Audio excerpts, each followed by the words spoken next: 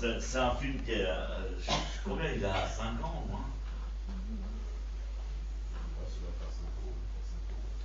Donc c'est un truc qu'on a fait il y a 4-5 ans, donc c'est un peu dépassé parce que la science a évolué depuis. Le zazen, je ne sais pas.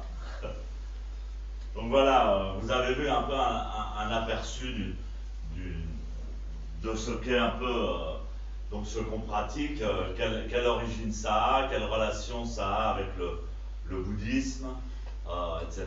Et donc le zazen est extrêmement basé sur l'expérience intérieure et l'expérience de la méditation à travers le corps et l'esprit. C'est-à-dire c'est quelque chose de très concret, c'est pas dans les rêves, c'est pas de l'imagination.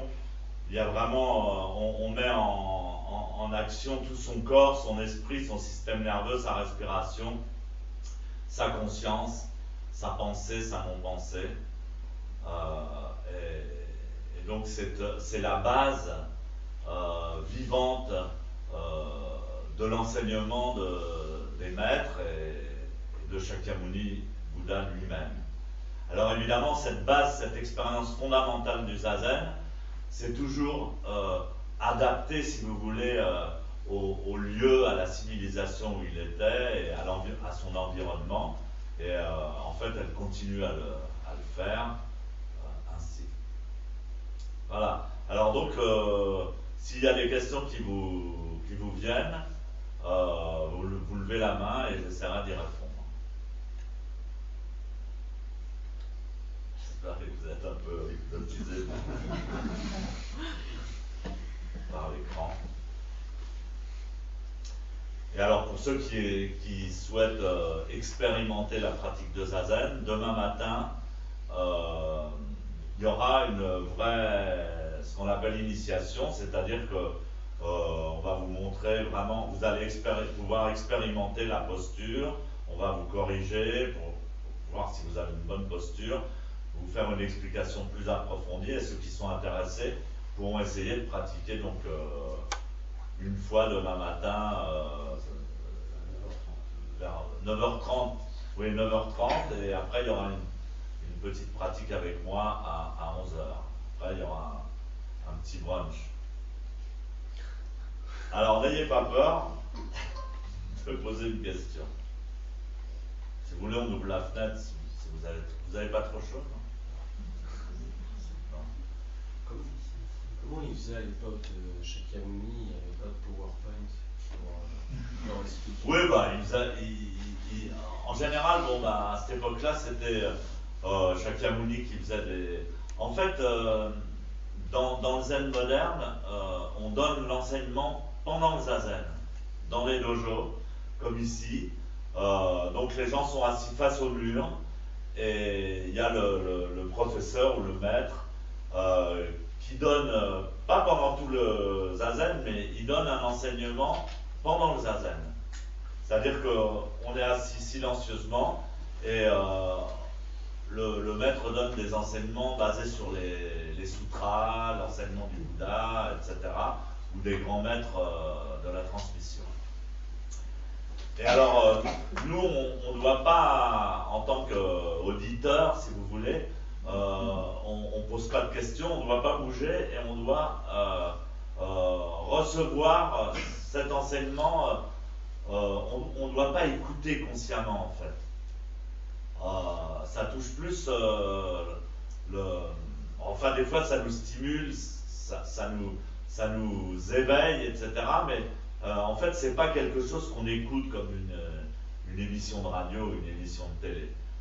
Donc ça, c'est un média, c'est histoire de communiquer avec les gens qui connaissent pas du tout et de leur donner une espèce d'approche.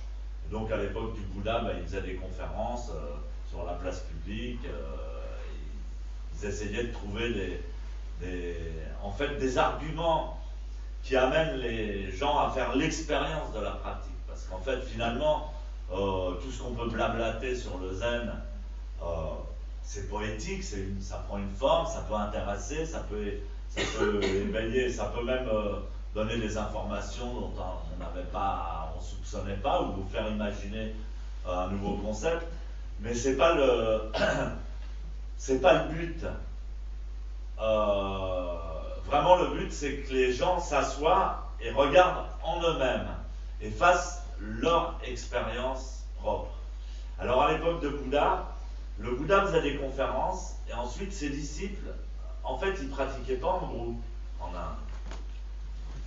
Chacun partait de son côté, ils marchaient, ils allaient dans la montagne ou ils allaient dans la forêt et ils restaient tout seuls à méditer dans la forêt et puis ensuite ils venaient rejoindre la communauté et ils écoutaient l'enseignement dans un style de conférence en fait. À l'heure actuelle, bon, on fait encore des conférences pour les disciples, mais moi je préfère enseigner vraiment pendant la méditation. Et donc quand la méditation est terminée, tout le monde sort, on a presque oublié l'enseignement qu'il y a eu pendant le zazen. On sait qu'on l'a entendu, on sait que ça nous a touché, mais ça nous a touché à un niveau beaucoup plus profond que la compréhension superficielle. On sort du zazen, en fait, qu'est-ce qu'il a dit, Stéphane? Qu'est-ce qu'il a dit? Je me souviens. Des fois, on oublie. Souvent, mon maître, il me demandait alors, vous avez aimé mon coup de scène, mon enseignement? Je disais, oh, j'ai oublié ce que vous avez dit. Oh, il était furieux. Voilà, donc, alors, voilà, c'est tout. Une autre question? Oui, où est-ce que vous portez votre attention, la concentration? Alors, tout d'abord, la base, c'est de porter son attention sur la posture. Alors, on a l'impression que c'est facile, mais en fait, il y a beaucoup de points importants sur lesquels il faut vraiment rester concentré quand on est débutant.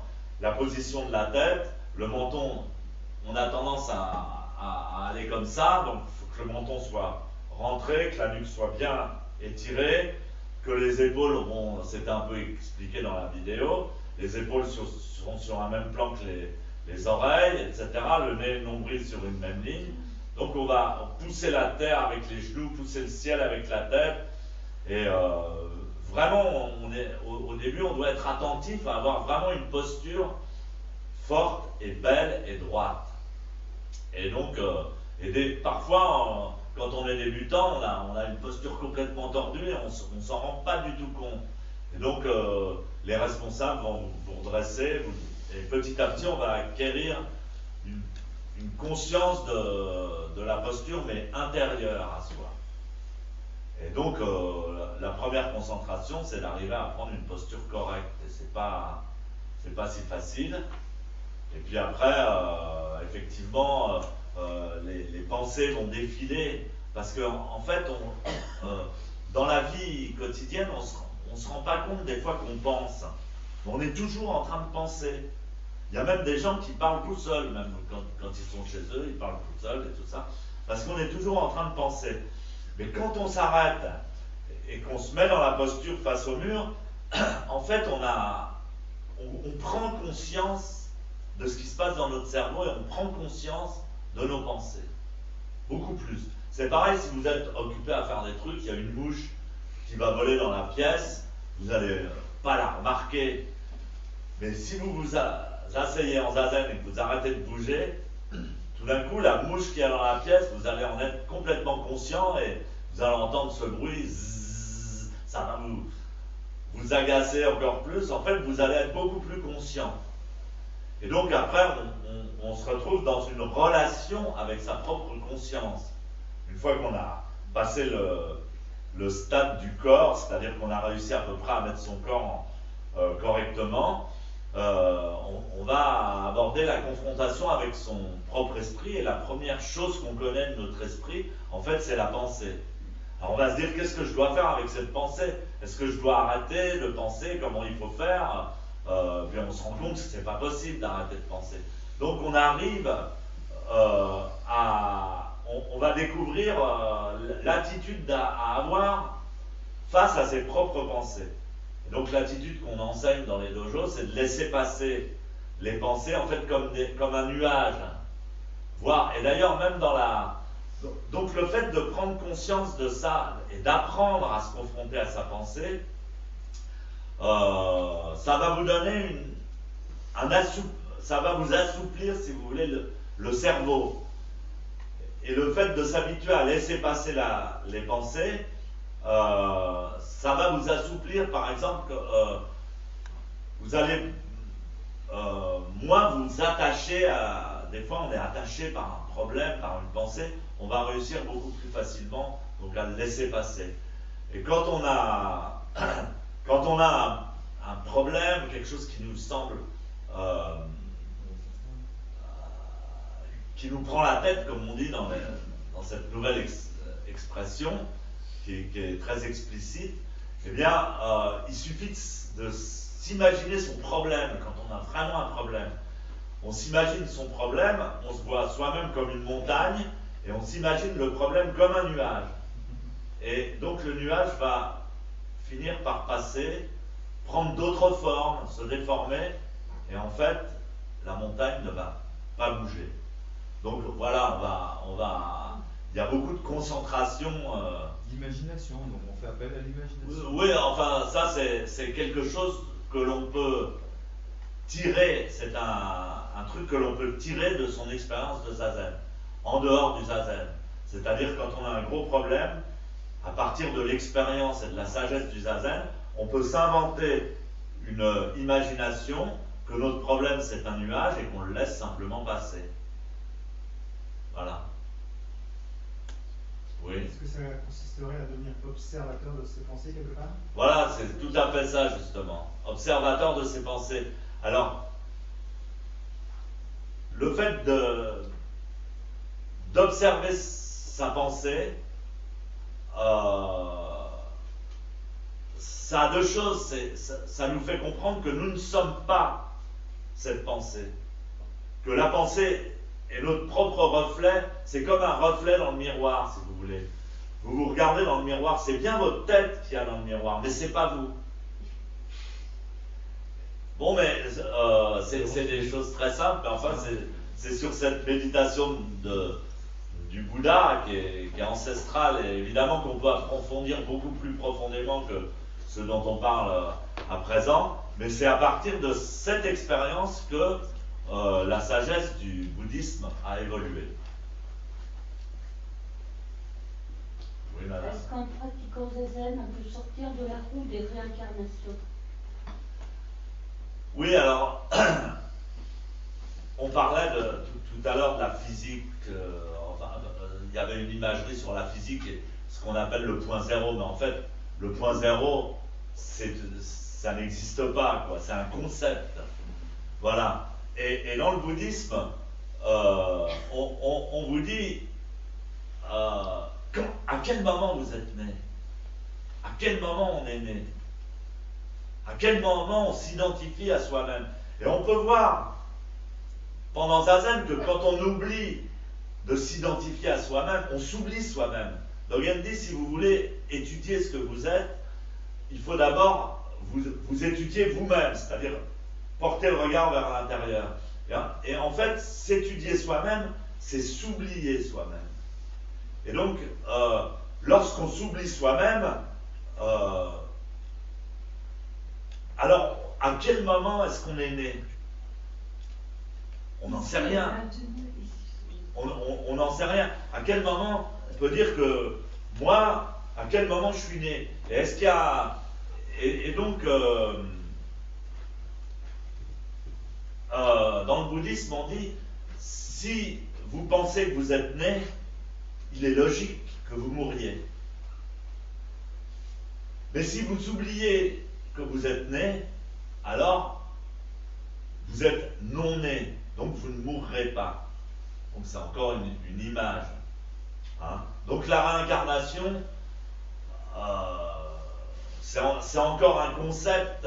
Dans le bouddhisme zen, on n'insiste pas énormément sur la croyance dans la réincarnation en disant oui, dans ma vie antérieure j'étais un tel, puisque on considère que l'ego est sans nous-mêmes.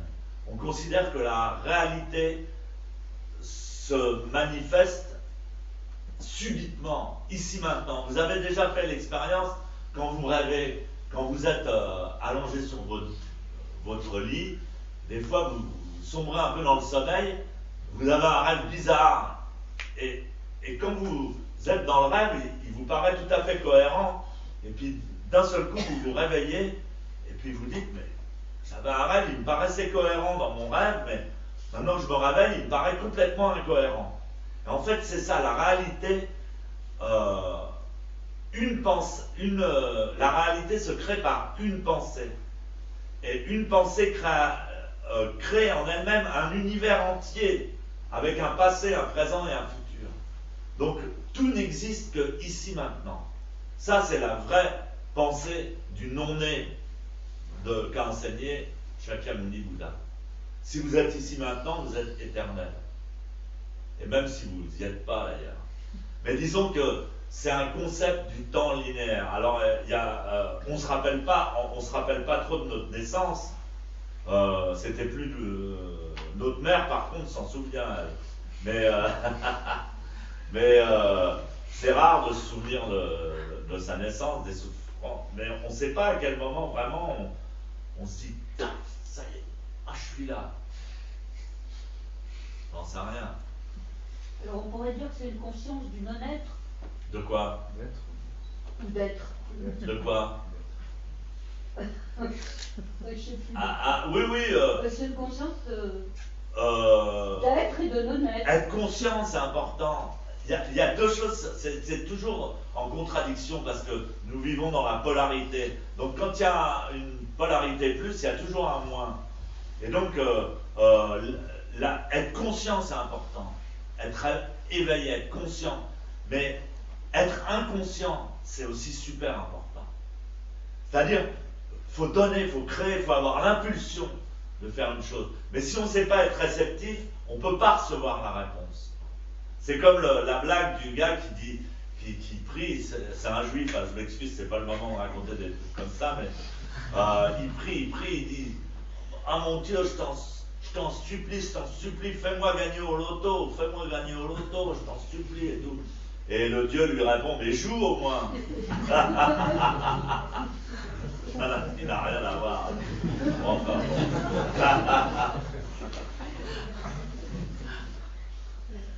Alors, une autre question? Oui.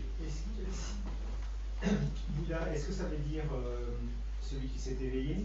Comment? Est-ce que Bouddha veut dire littéralement celui qui s'est éveillé? Oh, j'ai oublié. Et Oui. si c'était le cas, est-ce qu'on peut considérer que finalement on est dans un rêve ou pas? Oui, mais enfin, déjà s'éveiller dans le rêve, c'est pas mal. Si vous vous êtes réveillé dans un rêve quand vous dormez, il arrive qu'on se réveille dans un rêve, qu'on soit vraiment aussi conscient que dans la réalité. Donc, il arrive aussi qu'on soit complètement endormi dans notre vie et on vit comme un zombie et on est toujours passif et on est toujours dépendant des autres et on est toujours et on n'arrive pas à se réveiller. Et même des fois, ça nous arrive. Moi, j'ai eu cette conscience quand j'étais plus jeune. Vraiment, j'avais l'impression que je dormais, que j'arrivais pas à me réveiller dans la vie même. Donc, c'est bon de se réveiller, c'est bon de sentir le contraste. C'est pour ça que des fois, on se passe de l'eau froide sur la tête, tout ça. On respire, on regarde le ciel. Il y a des choses magnifiques dans le ciel. Je suis sûr que même à Lyon, des fois, on voit le ciel. Des fois, il y a Vénus qui devient énorme et tout. On dit, mais qu'est-ce que c'est que ça? C'est Vénus, là. Ah bon.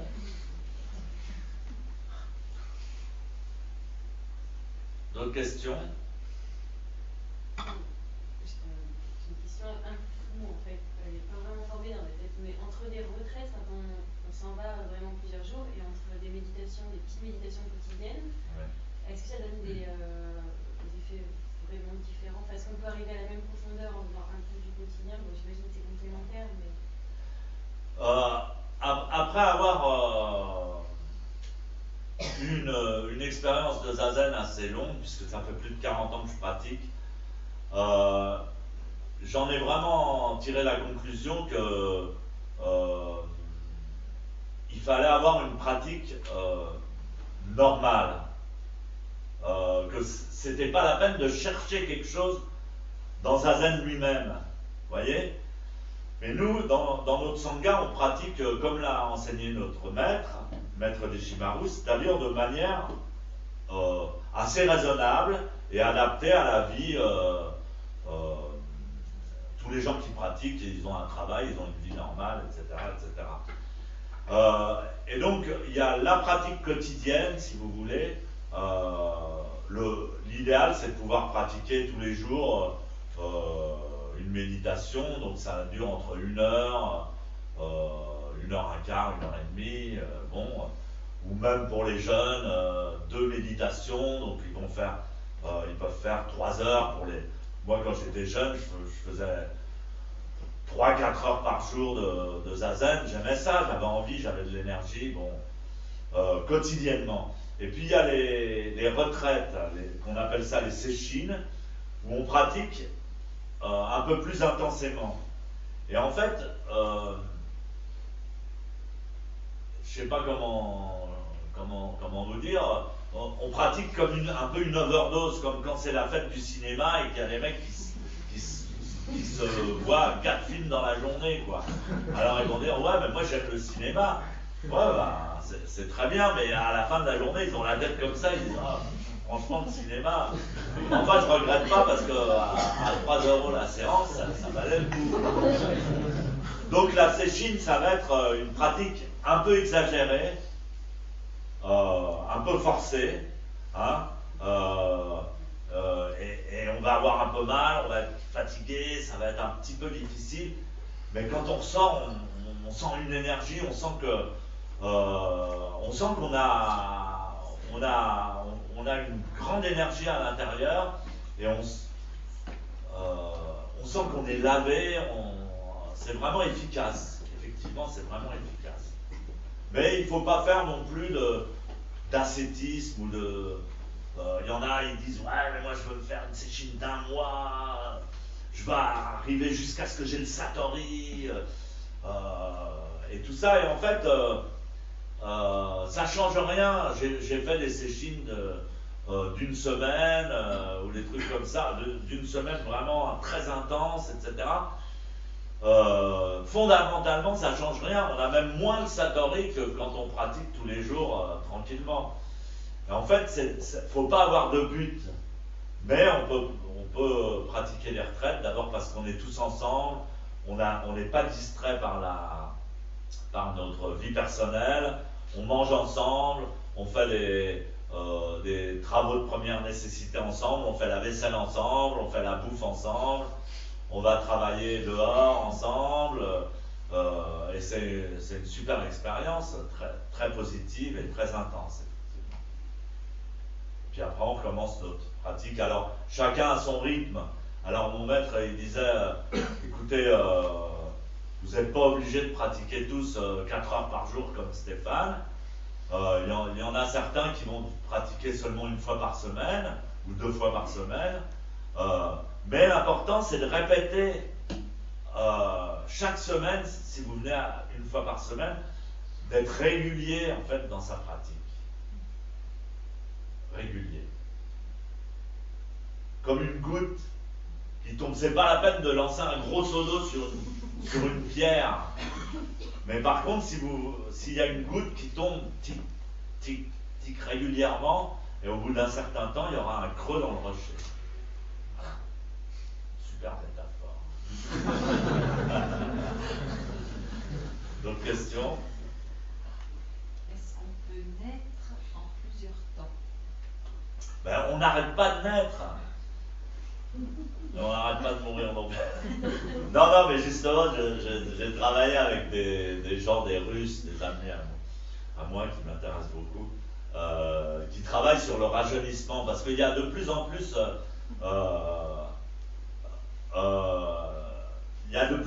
de monde qui s'accorde à dire que la mort n'est pas normale. Et la science commence à trouver les moyens d'éviter de mourir et de vieillir. C'est-à-dire que c'est l'ADN qui s'abîme, etc. Bon. Et puis aussi, enfin,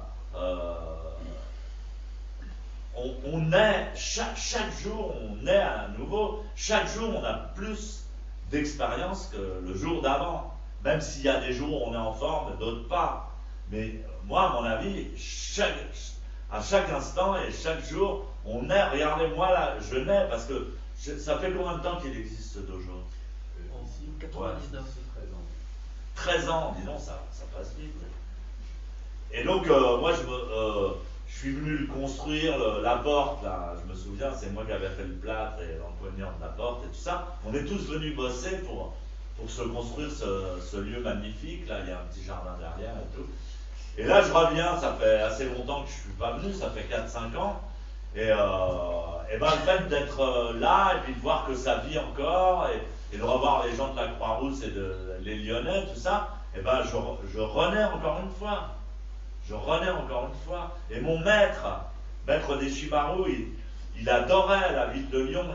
Il s'est battu toute sa vie. Il est resté 13 ans en France pour développer un dojo à Lyon. Et on avait du mal. C'était une ville difficile, etc. Et on continue sa naissance. Il renaît encore à travers nous. Donc, on renaît à chaque instant. Et même la mort, ça ne peut être qu'une renaissance. Donc, il faut se réveiller. Il ne faut pas hésiter à aller chercher l'information, quoi. Il ne faut pas hésiter à ouvrir son esprit, à être curieux, à écouter, à prendre son temps, et à apprendre, à faire des stages, à lire. Moi, je pense qu'il ne faut pas hésiter à ça, à expérimenter, etc., à se dépasser soi-même, à aller, passe tout le temps là où c'est facile. C'était une amie de ma famille qui nous disait tout le temps, c'est pas le chemin qui est difficile, c'est le difficile qui est le chemin. Faut pas aller toujours là où c'est facile. Parce que là où c'est facile, tout le monde y va. Donc, des fois, il faut faire un petit effort pour aller voir ailleurs. Voilà. Vous connaissez cette expression, le chemin est long, mais la route est patiente. Non, mais maintenant je la connais. Ouais. Ouais, la route est forcément patiente parce que elle est infinie, quoi. Donc l'infini, je vois pas de quoi il sera impatient. Donc dès le moment où on revient à l'ici maintenant, il y a des trucs pas mal dans ça faisait longtemps que je l'avais pas écouté. Bon, il y a des ça évolue tellement vite notre société et nos connaissances, elles évoluent tellement vite que même un travail qui a 5 ans, là ça va à toute vitesse, quoi. Mais effectivement, donc, quand on est dans l'ici et maintenant, on est dans l'éternité. Et la réalité de notre passé, de notre présent et de notre futur, notre réalité de notre vie, qui parfois nous paraît longue ou parfois nous paraît courte, ça n'est qu'une pensée. Ça n'est qu'une pensée. La réalité ne se crée pas. Une pensée. Et la pensée que vous aviez il y a 10 minutes n'est pas la même que la pensée que vous avez maintenant. Les pensées ne sont pas liées entre elles. Ça, c'est Dogen qui le dit. Donc, vous imaginez la liberté qu'on a. On a une liberté divine. La seule chose qui nous manque, c'est d'apprendre à s'en servir et à le réaliser. Et donc, il faut lutter dans ce sens, il faut communiquer dans ce sens-là pour éveiller les consciences et même au travers du social, même au travers de notre société, même au travers de notre pays, éveiller nos consciences et essayer de réfléchir par soi-même, pas attendre tout, par exemple, des hommes politiques en pensant ah mon Dieu, il y a un terroriste, il faut absolument que Sarkozy nous défende, ou des trucs comme ça. Il faut essayer de penser par soi-même et de concevoir une société meilleure. Soi-même. Il faudrait demander à ces gosses, décris-moi ta société idéale, mais nous aussi, les vieux là, on devrait essayer de décrire comment on verrait le fonctionnement de notre propre pays, par exemple. Pas attendre d'écouter le programme d'un autre mec qui n'est pas plus intelligent que nous. Je crois que tout le monde devrait un peu s'éveiller. Il n'y a pas que dans le zen, quoi. Le zen, c'est pas limité à la pratique d'un petit club. Le zen, c'est pour tout le monde. Simplement, ce que je dis, c'est que le zazen, c'est une option. C'est comme dans les bagnoles, vous avez l'air conditionné en option. Donc, il faut payer plus cher. Mais là, le zen, vous l'avez gratos. C'est comme les pubs, et vous avez, de base, vous avez la clim, les vitres électriques et le cendrier. Avec l'allume-cigare. Maintenant, bref. Donc, c'est une option humaine. C'est l'option de sa divinité. Maître Kodo Sawaki, Maître Taizen Deshimaru ont toujours dit n'importe quelle personne qui s'assoit en zazen, qui se tient bien droit, qui se met comme ça, elle est éveillée, elle devient un Bouddha. Il suffit de tourner le bouton et t'as la clim. D'autres questions? Je vais manger. Alors, peut-être quand vous allez manger. Dans ce qui concerne la pratique, en fait, il y a des écoles qui recommandent de compter le souffle pour aider à se concentrer, en fait. Et d'autres qui recommandent, en fait, d'essayer de ne penser à rien en particulier, simplement d'observer ce qui se passe. Oui, si on parle... Ouais, alors, le Bouddha, il dit simplement d'observer sa pensée. Et observer sa pensée, c'est comme je parlais tout à l'heure avec le miroir. Il y a un observateur, on observe son souffle. Donc, il y a l'observateur, donc il va influencer forcément sur le souffle. Et le souffle, c'est quelque chose qui ne nous appartient qu'en partie. D'ailleurs, on dit faire son dernier souffle quand on meurt. Et c'est très important, parce qu'il y a des choses qui sont conscientes. Si je me dis, tiens, je vais me gratter la tête, bon, bah, j'en ai le contrôle, j'ai le contrôle de mon bras, je me gratte la tête. Mais si je dis, tiens, je vais arrêter mon cœur, c'est pas évident. Ou je vais ralentir mon cœur, c'est pas évident d'en avoir le contrôle. Donc, ça fait partie d'un fonctionnement qui est dans nous-mêmes mais qui nous dépasse. Parce qu'il fonctionne au-delà de notre propre conscient. Et la respiration, elle est entre les deux. C'est-à-dire que vous n'êtes pas toute la journée en train de penser à respirer. Ça marche tout seul, effectivement. Même sans y penser, vous respirez. Mais vous pouvez vous pouvez respirer consciemment. Alors bon, ça... Après, il y a des tas de manières d'approfondir la respiration, c'est très profond. Parce que la respiration, notre souffle, le souffle divin, c'est la vie, c'est l'énergie, c'est la lumière, c'est la magie totale. Il n'est pas séparé du souffle extérieur, c'est-à-dire du vent. Et même, moi, il m'arrive de pratiquer certaines disciplines dans la nature avec le vent, et quand j'arrive à bien mélanger mon propre souffle avec le vent, il peut y avoir la tempête autour de moi, et moi je suis pas... il n'y a pas de vent autour de moi, parce que c'est mon... j'ai harmonisé mon souffle intérieur avec le souffle extérieur. On raconte l'histoire de Maître Philippe, qui était un grand maître qui vivait à Lyon, je ne sais pas si vous le connaissez, vous ne connaissez pas Maître Philippe, qui a vécu à Lyon, qui guérissait des gens par centaines et tout ça. Et ben, on disait qu'en pleine tempête, il allumait sa pipe, et puis l'allumette, elle ne bougeait pas. Et il y avait tout le vent autour de lui, et lui, il allumait sa pipe tranquille, et tout ça. Ça, c'est le contrôle du souffle. Donc, le souffle, c'est une méditation tellement immense, et il y a une tellement grande ouverture. Je vous dis, le zazen, c'est vraiment l'ouverture vers sa divinité, c'est-à-dire la fonction divine de l'homme, la fonction, qu'est-ce qu'on appelle divine?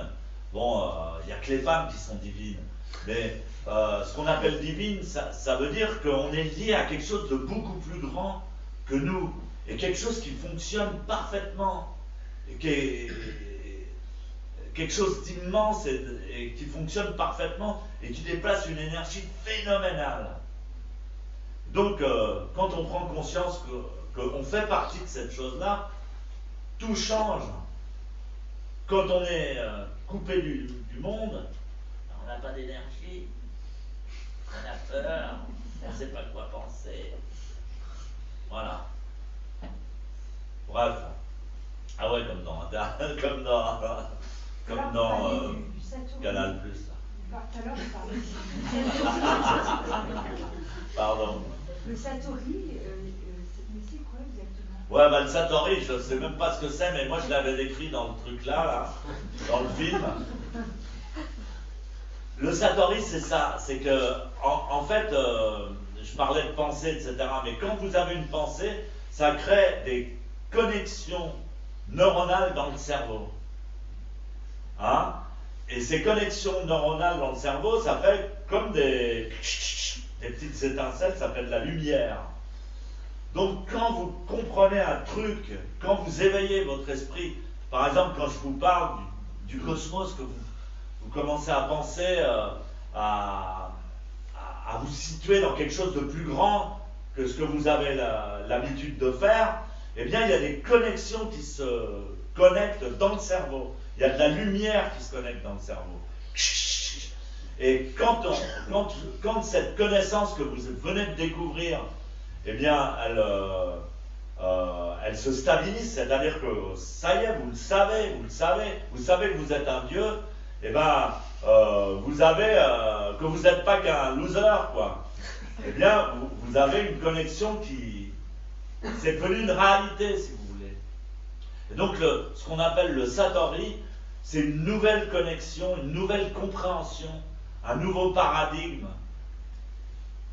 C'est pas plus con que le mec qui dit « Ah, qu'est-ce que je suis con, putain, j'y avais pas pensé. » Ah bah il a le Satori. Il y a une nouvelle connexion. C'est pas plus bête que ça. Faut pas croire que les moines bouddhistes, ils sont différents des autres. Donc voilà, c'est génial, on a un cerveau absolument extraordinaire. Extraordinaire. C'est-à-dire, on cherche un pouvoir magique, une lampe d'Aladin ou je sais pas quoi, et on a un cerveau entre les deux oreilles et on s'en sert même pas. Ce cerveau-là, c'est quelque chose d'extraordinaire. D'extraordinaire.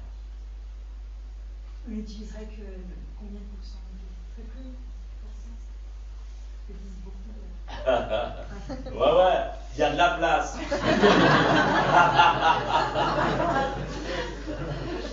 Ouais, il y a de la place. Et la place, c'est des espaces. La place qu'on a dans le cerveau, c'est des espaces qu'on n'a jamais connus encore, qu'on n'a jamais explorés. Mais on est tous pareils. Moi, c'est pareil. Une fois que je suis chez moi, des fois, j'ai pas envie de bouger. Hein. Je dis, ah, on va encore bouger, voyager. Tiens, bah, aller à Lyon, il faut prendre le train. Tout ça. J'ai pas envie de bouger. Mais bon, il faut bouger. C'est le Dalai Lama qui dit chaque année, allez visiter un endroit que vous n'avez jamais vu, au moins une fois par an. Et je suis sûr que même en France, il y a plein d'endroits que vous ne connaissez pas. Le sud de la Bretagne, je ne sais pas, moi, les Alsaciens, une vraie choucroute, la Belgique, quelque chose de nouveau, il faut que ce soit neuf. Ouais, quelque chose que vous n'avez jamais vu. Et vous dites, ça, je ne l'ai jamais vu. Là, je suis en train de regarder quelque chose que je n'ai jamais vu. Et là, ça fait du bien à toutes les cellules, ça rajeunit les cellules. Parce que quand vous revivez tout le temps la même chose, les capteurs des cellules s'usent. Quand vous faites tout le temps la même chose, les capteurs s'usent. Alors, il y a un capteur, il s'use, et puis tac, ça se barre. Et plus on vieillit, plus les capteurs s'usent, plus on vieillit, plus on dégénère. Et quand vous donnez de la nouvelle information, ça grésille et tout ça, ça se connaît. Ah, c'est belle. Oh, je sais pas ce que j'ai là. Là, voilà. Voilà, donc voilà pour ceux qui veulent expérimenter donc demain matin. Eh bien, c'est à 9h30, vous venez à 9h15. À 9h15. 9h15, donc il y aura une explication approfondie de la pratique de la posture. Et puis ensuite. Venez avec des survêtements, avec des pantalons souples. Oui, pour pratiquer, il faut être à l'aise, un jogging ou un truc comme ça, pas trop serré à la taille. Et puis je vous remercie beaucoup de votre attention et tout ça et d'avoir été patient. Merci beaucoup et bonne soirée.